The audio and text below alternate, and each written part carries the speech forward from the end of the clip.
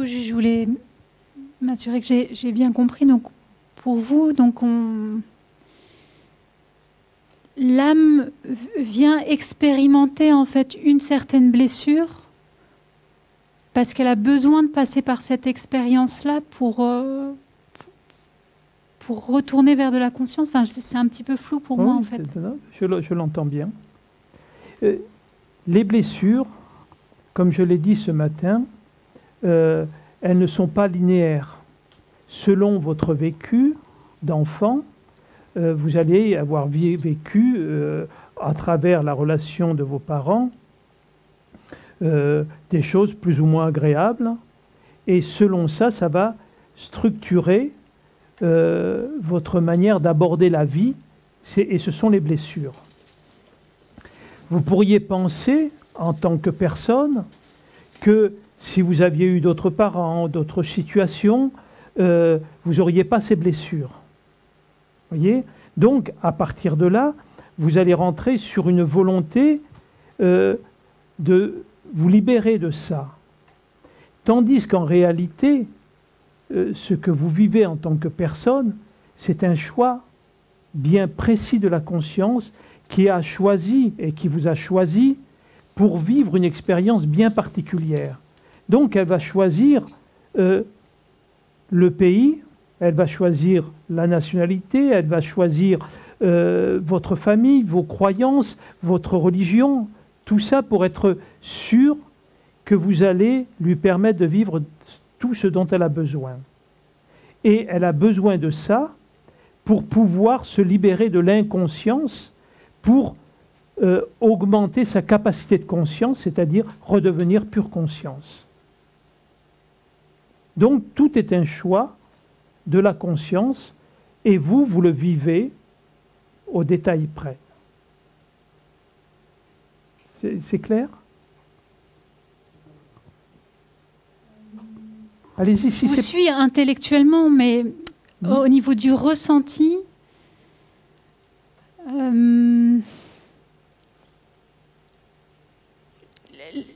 la conscience, elle est déjà pure. Pourquoi est-ce qu'elle a besoin de Comment vous savez qu'elle est pure? C'est l'idée que vous vous en faites? Enfin, je comprends. La conscience n'est pure que dans ce qu'elle a compris. Mais la conscience a besoin de se connaître sous tous ses aspects. Et c'est pour ça qu'elle va, dans l'expérience de la matière, connaître des aspects d'elle-même qu'elle ne connaît pas. Si vous me disiez, je peux lever 150 kilos, ok, mais après, il faut le prouver. Il faut lever 150 kilos. Et c'est là que vous allez voir si vous pouvez lever 150 kilos. Et c'est un peu ça, la conscience. C'est que la conscience, elle est expansive. C'est-à-dire que chaque expérience lui permet de se connaître sous d'autres aspects encore. Tout ce que vous allez vivre, toutes les expériences que vous allez vivre vont vous amener des connaissances de vous-même. Ça va vous permettre d'ouvrir votre champ de possibles. Voilà. Vous êtes l'expérience de la conscience. Elle n'est pas, là, elle n'est pas « je sais tout ». Elle est « je veux tout savoir, je veux tout vivre », mais en émotion, en conscience véritablement. C'est pour ça que le divin, pour se connaître, et c'est comme vous, pour vous connaître, il vous faut une glace. Si vous n'aviez pas de miroir, vous ne sauriez pas quel visage vous avez. Et la conscience, pour se connaître, elle a besoin d'expérimenter. Et vous êtes l'expérience. C'est là, je crois, justement, où peut-être, voilà, pour moi, par définition, la conscience, elle est consciente. Du coup, elle se connaît déjà.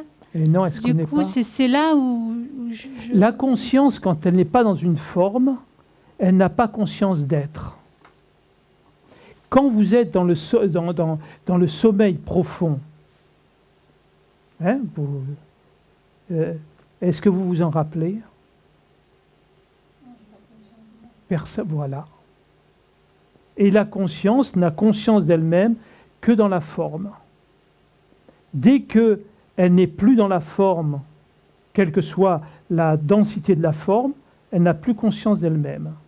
Et pour avoir conscience d'elle-même et s'expérimenter et se connaître, elle a besoin d'être dans une forme. Autrement, elle ne peut pas être consciente d'elle-même.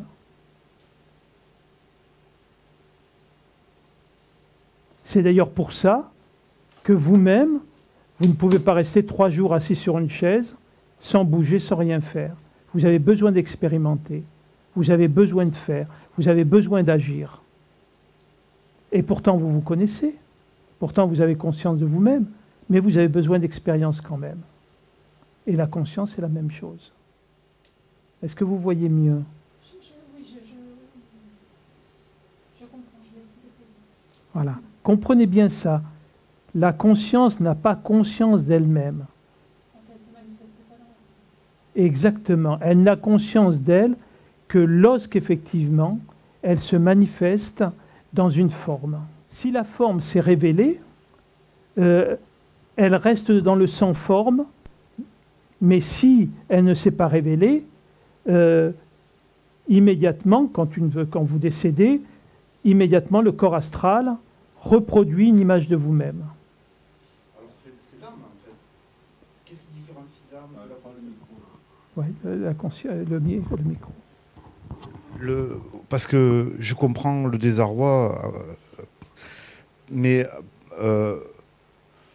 oui, alors qu'est-ce qui différencie l'âme de la conscience, d'après vous? C'est pas d'après moi, hein. D'après moi, c'est tout ce que je reçois, hein, donc c'est pas...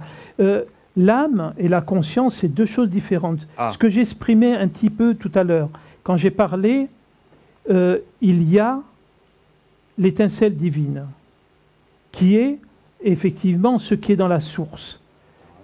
On ne sait pas pourquoi, à un moment donné, une étincelle divine se libère de la source. Et elle va faire toute son expérience dans l'individualité. Cette étincelle divine, qui est la conscience, va venir dans un espace où elle va se transformer en individualité. Et là, ça devient une âme. Et ensuite de cette âme, il va y avoir un corps. Et le parcours pour revenir à la source, il va d'abord falloir se libérer de l'identification au corps, puis de l'identification à l'âme, puis de revenir au niveau de l'étincelle divine de manière consciente pour refusionner avec la source. Et à ce moment-là, c'est le symbole en fait de la pêche miraculeuse de Jésus, quand on ramène le filet rempli de poissons, c'est-à-dire qu'à ce moment-là, le divin récupère toute cette conscience qui lui permet de grandir lui-même en conscience et de se connaître. Voilà un petit peu comment on peut le dire. Ça a quelque chose à voir avec l'expansion de l'univers? Non, pas du tout. Pas du tout. L'univers, c'est comme un caillou que vous jetez dans l'eau. Ça fait des cercles, ça grandit, mais à un moment donné, l'univers, il se rétrécira et il disparaîtra. C'est l'expérience du Père, ça. C'est, en fait, l'univers, c'est ce qu'on appelle, c'est le Christ, c'est le Fils. C'est issu d'une pensée de Dieu qui crée l'espace et le temps où une expérience va se vivre sur plusieurs milliards d'années ou de siècles, par j'en sais rien, et après, une fois que ça aboutit, ça revient à la source. Et après, de nouveau, il y a un autre univers qui se reproduit, etc., etc., etc. C'est sans fin. L'univers est une pensée de Dieu. Et il connaît, dès le départ, le but de cette pensée-là. Mais cette pensée a besoin d'être manifestée pour exister et pour être conscient. Dieu et la conscience, c'est la même chose? Non.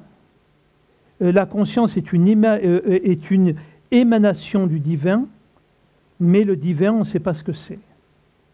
Personne, c'est une intelligence immanée, mais après, c'est que des suppositions. on peut l'appeler la source. Dans les temps anciens, on l'appelait le non connu ou l'inconnaissable. Par contre, ça change quelque chose si on s'est éveillé à un moment donné et qu'on rejoint la source. Là, on vient nourrir la source. Quand on est éveillé, on sort de cette illusion d'être un jeu personnel.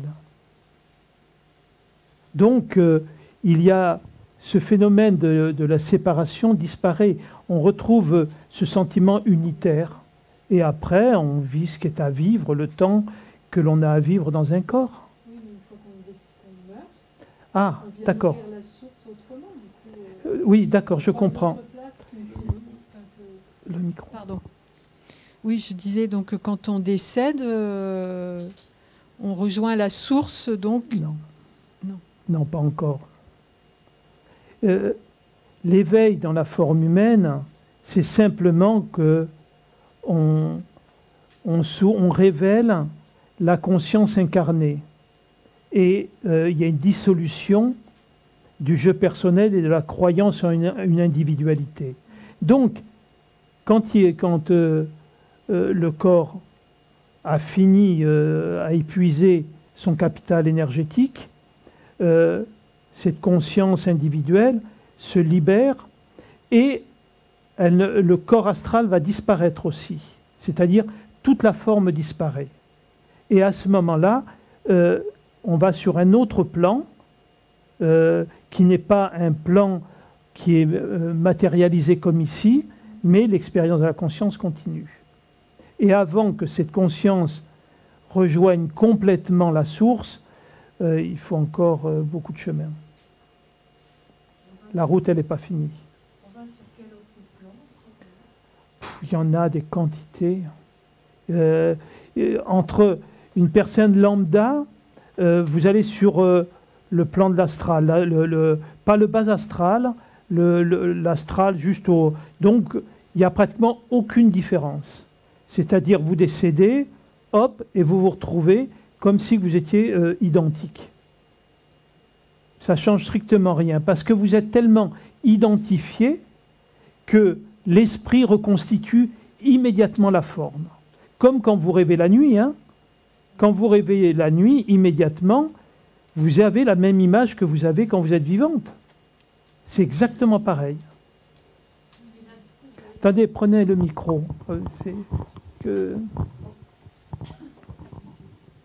Non, mais quand on est un éveillé, on va dans quel autre plan quand on meurt? Ça dépend de quel éveillé on est. C'est-à-dire, le Christ, et du moins Jésus, est allé sur un plan, Bouddha sur un plan, et des éveillés, il y en a des quantités. Tous ne sont pas des avatars. Et donc, il n'y a pas une adresse qui est marquée avec un timbre. Ça peut, on ne sait pas, c'est que de la supposition, ça. Et en plus, c'est que de la nourriture pour le mental, ça. Ça, le fait d'avoir cette information ne vous rendra jamais heureux. Pardon. Alors, juste, quand vous êtes éveillé et que vous décédez, vous n'avez plus rien à travailler après. Pas sur ce plan-là. Voilà, c'est ça. Donc pas vous ne revenez pas. Pas sur ce plan-là. Ouais, mais vous ne revenez pas sur dans une enveloppe. Vous ne revenez pas en tant qu'individu pour... Oui, c'est ça. Tout à fait. Donc, d'accord. Voilà, c'est... Ouais. Juste Alain, le corps en fait il fait son toc-toc, il fait sa machine, son déroulement, c'est ce que a dit sur les cellules et les trayons de cellules, ça se fait, je sais pas comment l'exprimer, mais je sais pas, j'arrive pas à le dire. C'est-à-dire quelle est la question derrière? Je sais pas si c'était plutôt reprendre une affirmation ou je sais pas, ça m'a... que quoi qu'on fasse, ça se fera, évidemment, ça on le sait, mais au niveau du corps, et je sais pas, j'arrive pas à le dire un mot. Bon, c'est pas... De façon automatique? Oui, peut-être, de façon... Oui, peut-être que je sais pas. La question qui aurait été intéressante, c'est pourquoi ces trillions de cellules restent les unes avec les autres. C'est ça la question qui est intéressante. Parce que dans l'univers, ces particules de lumière, elles sont partout.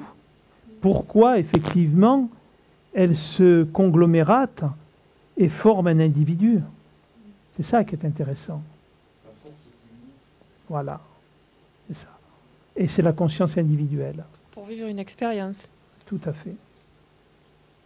Et le choix, si on peut le dire, bon, je vais à peine un petit peu plus loin, mais je ne veux pas trop nourrir le mental non plus, parce qu'on est sur les blessures, mais bon. Il faut voir qu'en réalité, ce que c'est comme une bulle de savon, et nous sommes chacun un instant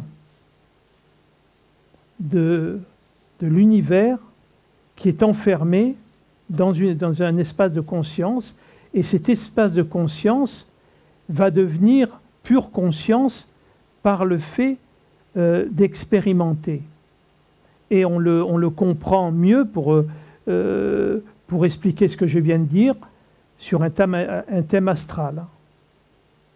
Il vous montre effectivement toutes les énergies qui étaient en axe et qui ont permis votre vie, et c'est toutes ces énergies de votre naissance que vous allez mettre en conscience. Voilà. Et c'est ça, c'est cette force unitaire, c'est la conscience qu'unit cette force dans cet instant. Donc, c'est la photo instantanée de la position des planètes qui font une énergie, cette énergie qui nous, par rapport à l'instant de notre naissance. Disons qu'il y a ça, et une grande partie, plus plein d'autres éléments qui viennent se rajouter. Ouais, bien sûr. Il faut voir que nous ne sommes pas du hasard de la création. Je veux dire que nous sommes le résultat de l'universel, et nous sommes chacun un aspect de la conscience, et la conscience pure reçoit les informations et ce que l'on vit en même temps. Nous sommes ce corps où nous sommes chacune cellule qui envoie une information à la globalité, et c'est reçu en même temps. Et ce qui permet à la source de vivre tout ce que l'on vit dans l'instant T. Nous sommes son regard, nous sommes son entendre, on est son goût, on est sa manifestation. Mais nous n'en sommes pas séparés. Je voulais juste poser une autre question, si c'est possible. Oui, bien sûr, bien sûr.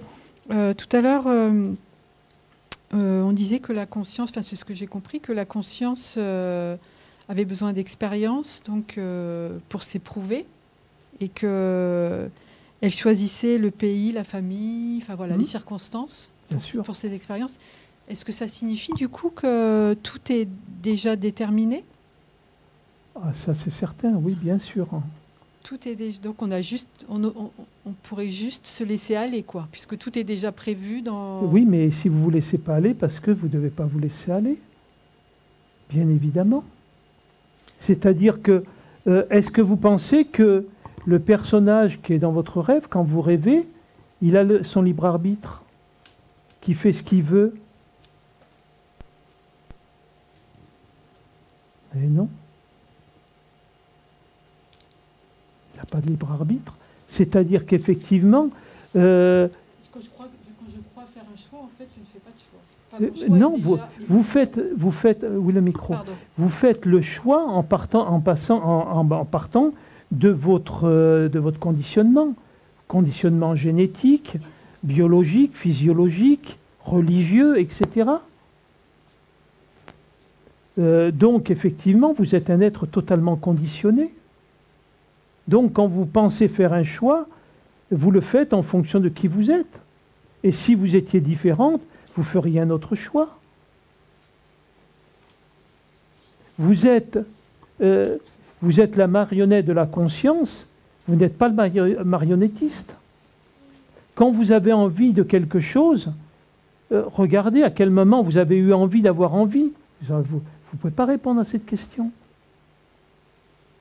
Vous ne faites que réagir. Quand vous avez faim, ce n'est pas vous qui décidez d'aller manger, c'est le corps qui vous pousse parce que vous répondez à sa demande. Vous n'êtes que la mise en action d'une volonté qui n'est pas la vôtre. Et il n'y a aucun problème là-dessus. Ça ne pose aucun problème. Vous agissez avec la croyance que vous avez un libre arbitre, un libre choix. On peut y croire, ça ne pose aucun problème. Mais quand on voit que ce n'est pas la réalité, ça enlève les regrets, ça enlève la culpabilité. On sait qu'on est toujours dans l'acte juste. En fait, du coup, on ne désire plus alors, puisque de toute façon, c'est pas... Pourquoi on est des êtres désirants? Pourquoi vous voudriez ne plus désirer? Parce que ce n'est pas notre choix. Mais quoi qu'on choisisse, vous n'en savez rien que c'est votre choix ou pas. Vous vivez la pulsion. Regardez quand une femme a envie de tomber enceinte, ça devient obsessionnel. Vous croyez que c'est son désir d'être obsessionnel? C'est des pulsions de vie, ce n'est pas des choix. Mais par contre, vous vivez, vous êtes l'histoire. Donc, vous n'êtes pas séparés. Et le fait de comprendre qu'on n'a ni libre arbitre, ni libre choix, si on regarde avec un petit peu de discernement, on voit que c'est une évidence. Je veux dire, vous n'avez même pas le choix d'agir sur votre corps réellement.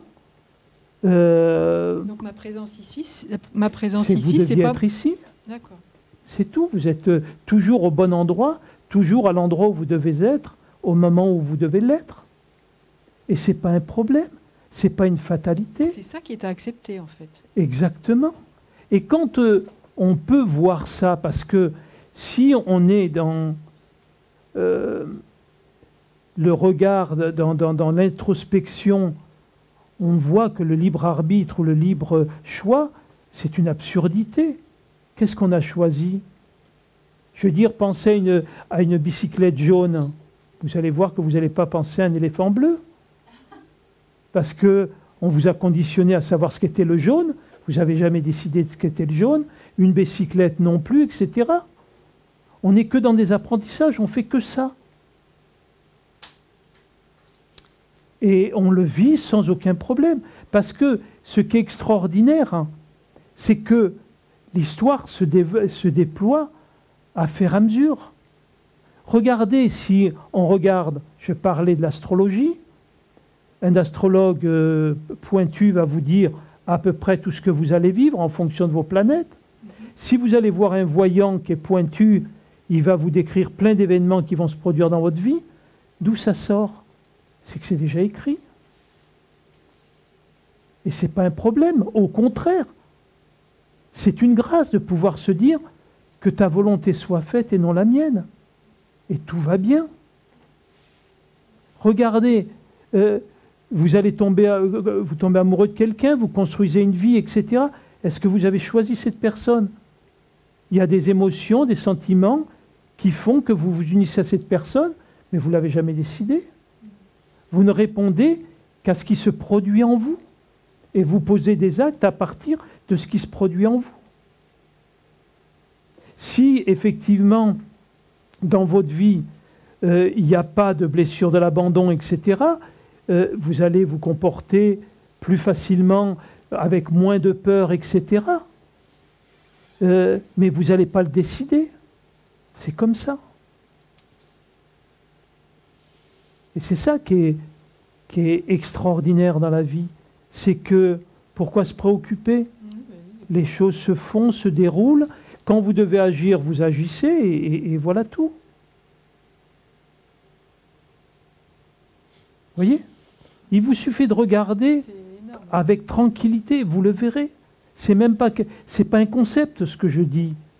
C'est une réalité dont chacun de nous on fait l'expérience maintes fois sans s'en rendre compte. Après, de temps en temps, quand on regarde, ah tiens, il y a des synchronicités, il y a des choses, etc. Et on commence, des fois, quand on commence à lâcher d'être collé contre le pare-brise, on commence à voir le fil rouge et on voit l'axe que prend notre vie. Et quand on le regarde de plus près, on s'aperçoit que j'en avais la connaissance intrinsèque. Parce que toute l'histoire que l'on va vivre, elle est inscrite dans notre corps éthérique déjà. Et c'est d'ailleurs là que les voyants peuvent observer les événements à venir. Mais on peut tous. Mais il faut lâcher les rênes.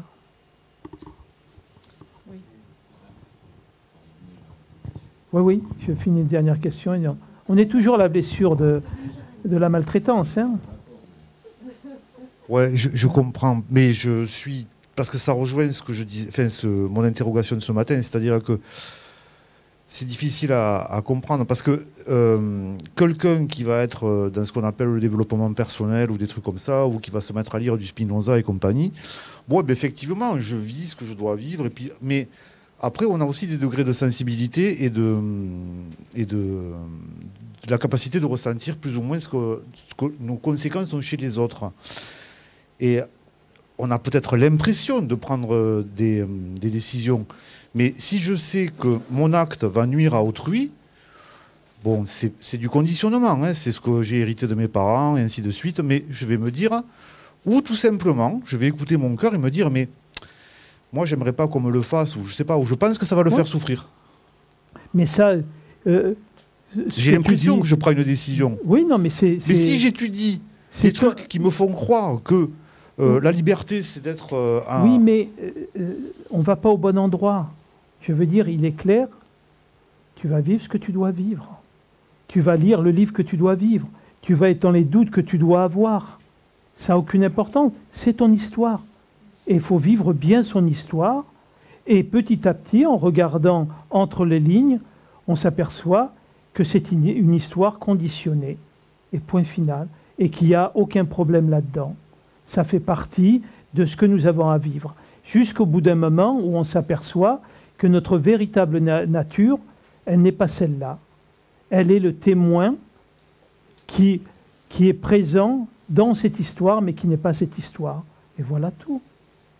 Après, comment tu vis une situation dans les 20 personnes-là, chacun vit son histoire en croyant que son histoire, en croyant ses vérités, etc. Il n'y a pas de souci. Jusqu'au moment où la conscience siffle la fin de la partie et on voit qu'on est dans une illusion complète et on commence à regarder vers ce qui est permanent. C'est tout, et tout est juste à ce niveau-là. Ce n'est pas une théorie mentale. On n'accepte pas pour accepter en se disant le concept veut que... non, soit je le vis réellement, soit je suis pleinement conscient de ça, ou pas. Ce n'est pas conceptuel. Donc, c'est dans l'observation qu'on voit qu'en fait, on n'a pas le libre choix ni le libre arbitre. Donc, observez ça dans votre vie et vous verrez.